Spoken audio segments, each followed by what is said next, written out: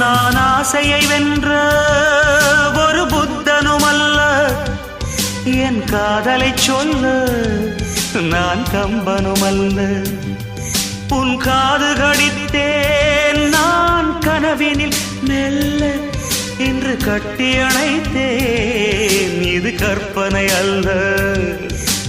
அடிமனம் தவிக்கும் அடிக்கடி துடிக்கும் ஆசையை திறகிவிடு, இருவிழி மயங்கி இதழ்களில் இறங்கி உயிர் வரை பரகிவிடு. முத்தம் வழங்காது ரத்தம் அடங்காது.